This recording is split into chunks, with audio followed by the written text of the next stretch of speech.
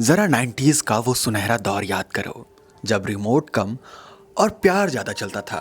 जब मोहल्ले में केवल एक टीवी हुआ करता था और हर रविवार गली मोहल्ले की आधी भीड़ वहां जमा हो जाती। टीवी एंटीना को सही एंगल में घुमाने का जतन, दादा दादी का पहले नहा कर देखो वाला फरमान, गर्मा गर्म चाय के साथ पूरा परिवार एक साथ बैठकर देखता था।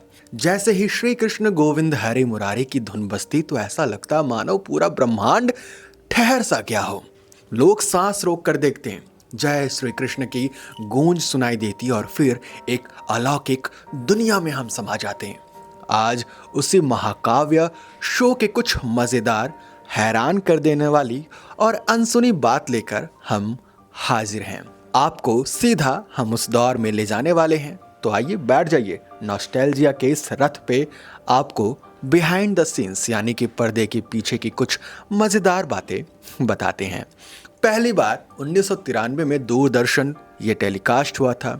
इसका आखिरी एपिसोड करीब 1996 से 97 में आया था। बाद में इसे 2001 में स्टार प्लस पर रिपीट किया गया और फिर 2020 में लॉकडाउन में दूरदर्शन ने इसे दोबारा टेलीकास्ट किया। जब श्री कृष्ण पहली बार 1993 में आया तो इसकी टीआरपी 50 से 55% तक हाई पहुंची। मतलब आधे से ज्यादा भारतीय परिवार हर हफ्ते ये शो देखा करते थे।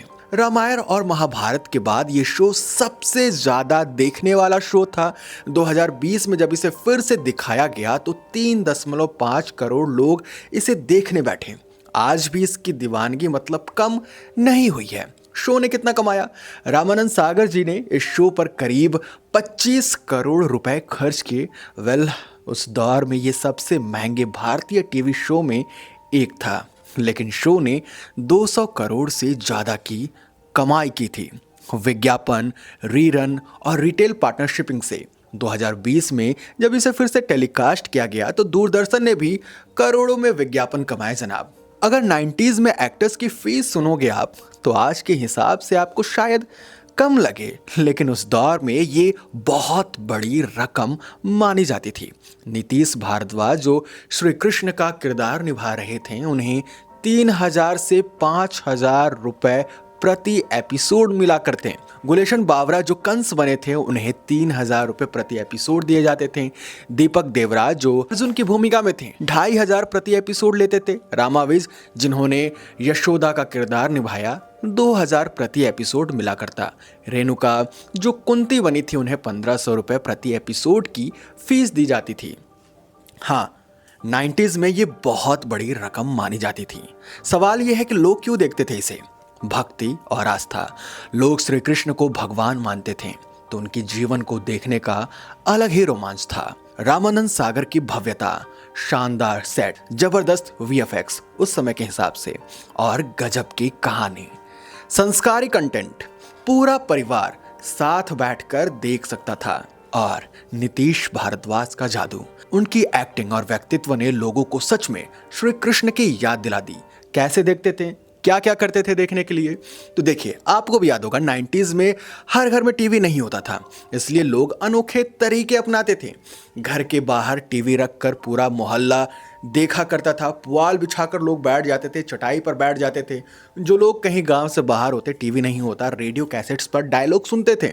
टीवी आने से पहले लोग नहा धो के बैठ जाते थे ताकि पवित्र मन से वो शो एंजॉय कर सकें। अगर एंटीना सही नहीं होता तो छत पर चढ़ के उसे घुमाने का संघर्ष होता और बीच में अगर शो चलते वक्त में कोई बात कर ले तो थप्पड़ पड़ने की पूरी संभावना होती। अब जरा सुनो पर्दे के पीछे क्या क्या कांड हुआ था। नंबर 1, श्री कृष्ण का मुकुट। सिर दर्द से परेशान हो गए थे नीतीश भारद्वाज। श्री कृष्ण का मुकुट करीब 7 से 8 किलो का था। गर्दन सीधी रखना मुश्किल हो जाता था। कई बार सीन के बीच में ही उन्होंने मुकुट उठाकर फेंक दिया। बोले, भगवान बनना आसान नहीं है। कंस का मुकुट बार बार गिरता, टीम हंस हंस के पागल हो जाती।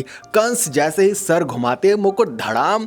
एक सीन में जब वो कर रहे थे तब उनकी मुकुट उनके नाक पर आ गिरा। डायरेक्टर चीख पड़े, अरे भाई पहले मुकुट संभालो फिर अत्याचार करना दूसरों पर। नंबर 3, भीम का गदा असली में गिर गया। पूरी धरती हिल गई। प्रवीण कुमार यानी अपने भीम गदा को जोर से पटकना था, लेकिन वो इतनी जोर से गिरी कि सेट के लाइट हिल गए और एक लाइट ऊपर गिरने से बार बार बची। सभी बोले, अरे भाई रियल लाइफ का महाभारत शुरू करना है क्या? तकिया कलाम जय श्री कृष्णा सेट की ऑफिशियल भाषा बन गई थी। शूटिंग के दौरान हर कोई जय श्री कृष्णा कहने लगा था। लाइटमैन हो गया, कैमरामैन हो गया, स्पॉट बॉय हो गया, सब बस जय श्री कृष्णा जय श्री कृष्णा जय श्री कृष्णा बोले जा रहे। तो अब समझे, यादों का खजाना था श्री कृष्णा। मजेदार लगा था और शॉकिंग भी। कमेंट बॉक्स ऑन है और बताइए अगली वीडियो आप किस टॉपिक पर चाहते हैं। जय श्री कृष्णा।